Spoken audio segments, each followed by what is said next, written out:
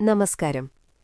നമ്മുടെ ജീവിതം ഒരു പുസ്തകം പോലെയാണെങ്കിൽ അതിൽ ചില അധ്യായങ്ങൾ നമ്മൾ പ്രതീക്ഷിക്കാത്ത വരികൾ കൊണ്ട് എഴുതപ്പെട്ടവയാണ്. ചില മനുഷ്യർ നമ്മുടെ ജീവിതത്തിലേക്ക് വരുന്നത് ഒരു കാറ്റുപോലെയാണ്, അറിയിപ്പുകളില്ലാതെ, അനുവാദമില്ലാതെ. അവർ വെറുതെ വന്നുപോകുന്നവരല്ല, അവർ നിങ്ങളുടെ ഉള്ളിലെ ഉറങ്ങിക്കിടക്കുന്ന ഏതോ ഒരു ലോകത്തെ തട്ടി ഉണർത്താൻ വന്നവരാണ്. എന്തുകൊണ്ടാണ് പ്രപഞ്ചം നിങ്ങളെ ഒരാളുമായി ഇത്രയധികം അടുപ്പിക്കുന്നത്? ആ അടുപ്പം നിങ്ങളുടെ ശ്വാസത്തെപ്പോലും സ്വാധീനിക്കുന്ന ഘട്ടത്തിലെത്തുമ്പോൾ എന്തുകൊണ്ട് പെട്ടെന്ന് ആ ബന്ധം മുറിച്ചുമാറ്റപ്പെടുന്നു? ഇത് വെറുമൊരു നിർഭാഗ്യമല്ല, ഇതൊരു പവിത്രമായ പദ്ധതിയുടെ ഭാഗമാണ്. നമ്മൾ വിചാരിക്കുന്നത് സ്നേഹമെന്നത് എപ്പോഴും കൂടെയുണ്ടാകേണ്ട ഒന്നാണെന്നാണ്. എന്നാൽ ചില സ്നേഹങ്ങൾ നമ്മളെ തകർക്കാനല്ല, മറിച്ച് നമ്മുടെ ഉള്ളിലെ മുഖംമൂടികളെ തകർക്കാൻ വേണ്ടിയുള്ളതാണ്. നിങ്ങൾ നിങ്ങളോട് തന്നെ നുണ പറഞ്ഞ് ജീവിച്ചിരുന്ന ഒരു കാലഘട്ടത്തെ അവസാനിപ്പിക്കാൻ വന്നവരാണവർ. നമ്മുടെ മനസ്സിനെ ഒരു സമുദ്രത്തോടുപമിക്കാം. ഉപരിതലത്തിൽ നമ്മൾ കാണുന്ന തിരമാലകൾ മാത്രമാണ് നമ്മുടെ ബോധമനസ്സ്. എന്നാൽ അതിന്റെ ആഴങ്ങളിൽ അടക്കിവച്ചിരിക്കുന്ന വികാരങ്ങളും ഭയങ്ങളും പഴയ മുറിവുകളും നിറഞ്ഞ ഒരു വലിയ ലോകമുണ്ട്. അതിനെയാണ് അബോധമനസ്സ് എന്ന് വിളിക്കുന്നത്. ചില സന്ദർഭങ്ങളിൽ പ്രപഞ്ചം ഈ ആഴങ്ങളിലേക്ക് ഒരു വെളിച്ചം വീശാൻ ആഗ്രഹിക്കുന്നു. അപ്പോഴാണ് ആ പ്രത്യേക വ്യക്തി നിങ്ങളുടെ മുന്നിലെത്തുന്നത്. അവർ നിങ്ങളുടെ സ്നേഹമല്ല, മറിച്ച് നിങ്ങളുടെ പ്രതിഫലനമാണ്. നിങ്ങൾ നിങ്ങളിൽ തന്നെ ഒളിപ്പിച്ചുവെച്ച കാര്യങ്ങൾ അവരുടെ കണ്ണുകളിൽ നിങ്ങൾ കാണുന്നു.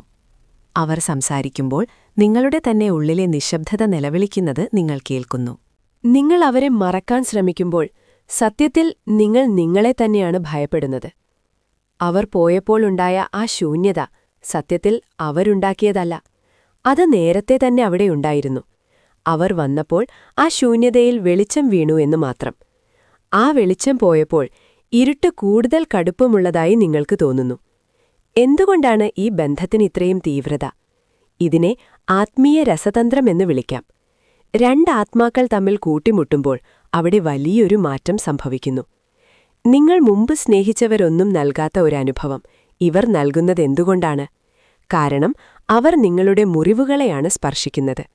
നമ്മൾ ഓരോരുത്തരും കുട്ടിക്കാലം മുതൽക്കേ പലതരം മുറിവുകൾ പേറുന്നവരാണ്. സ്നേഹിക്കപ്പെടില്ലെന്ന ഭയം, ആരും കൂടെയുണ്ടാകില്ലെന്ന ആശങ്ക, ഇതെല്ലാം നമ്മുടെ ഉള്ളിലുണ്ട്. ഈ പ്രത്യേക വ്യക്തി വരുമ്പോൾ അവർ അറിഞ്ഞോ അറിയാതെയോ ഈ മുറിവുകളിൽ വിരൽ വയ്ക്കുന്നു. ആ വേദനയിൽ ഒരു സുഖമുണ്ട്. കാരണം ആദ്യമായി ആരോ നിങ്ങളുടെ വേദന തിരിച്ചറിഞ്ഞുവെന്ന് നിങ്ങൾ വിശ്വസിക്കുന്നു. എന്നാൽ പ്രപഞ്ചത്തിന്റെ ലക്ഷ്യം മറ്റൊന്നാണ്.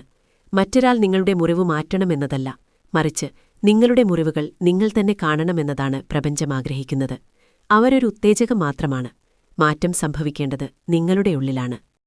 യാദൃശ്ചികതകൾ എന്നൊന്ന് ഈ ലോകത്തില്ല. നിങ്ങൾ അവരെ കണ്ടുമുട്ടിയ ആ ദിവസം, ആ നിമിഷം, അത് കൃത്യമായി കണക്കുകൂട്ടപ്പെട്ട ഒന്നായിരുന്നു. നിങ്ങളൊരു മാറ്റത്തിന് തയ്യാറെടുത്തു നിൽക്കുന്ന ഘട്ടത്തിലാണ് അവർ വരുന്നത്. ഒരുപക്ഷേ നിങ്ങളൊരു വലിയ മാനസിക വിഷമത്തിലായിരിക്കാം, അല്ലെങ്കിൽ ജീവിതത്തിൽ എന്തു ചെയ്യണമെന്നറിയാതെ നിൽക്കുന്ന സമയമായിരിക്കാം. ആ വ്യക്തി ഒരു വാതിൽ പോലെയാണ്. നിങ്ങൾ അതുവരെ കണ്ടിട്ടില്ലാത്ത നിങ്ങളുടെ തന്നെ കഴിവുകളിലേക്കും വികാരങ്ങളിലേക്കും ആ വാതിൽ തുറക്കപ്പെടുന്നു. എന്നാൽ ആ വാതിലിന് നിങ്ങളോടൊപ്പം നടക്കാൻ കഴിയില്ല. വാതിൽ കടന്നുകഴിഞ്ഞാൽ നിങ്ങൾ ഒറ്റയ്ക്ക് നടക്കണം.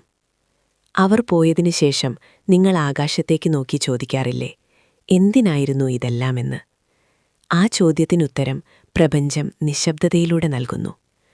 ആ നിശബ്ദതയിൽ നിങ്ങൾ നിങ്ങളുടെ ഉള്ളിലെ ശബ്ദം കേൾക്കാൻ തുടങ്ങും.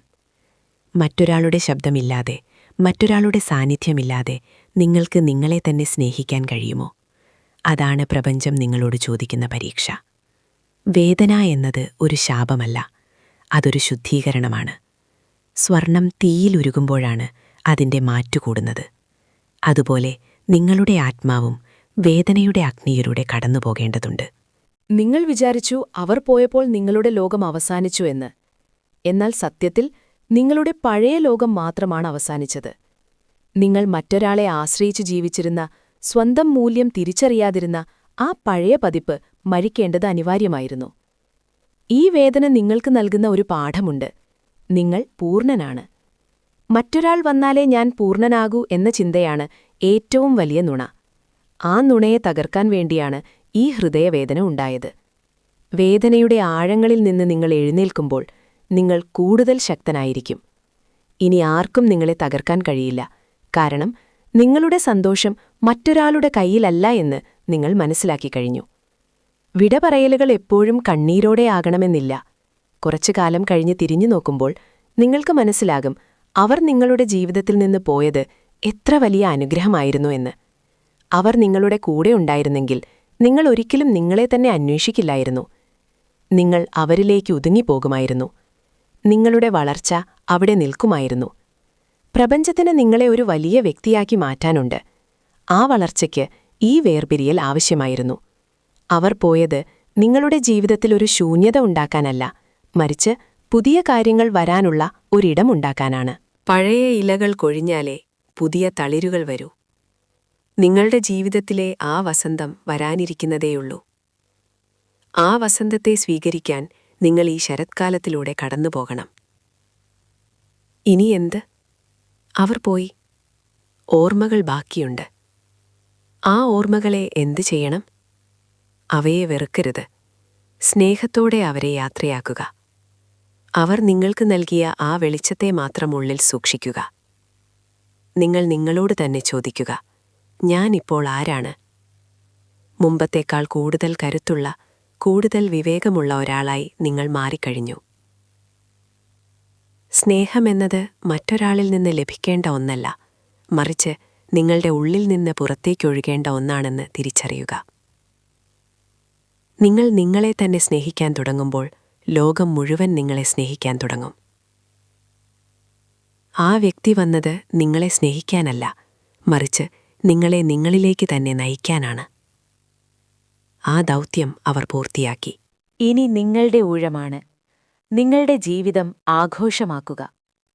ഓർക്കുക, പ്രപഞ്ചമൊരിക്കലും തെറ്റായ തീരുമാനങ്ങൾ എടുക്കില്ല.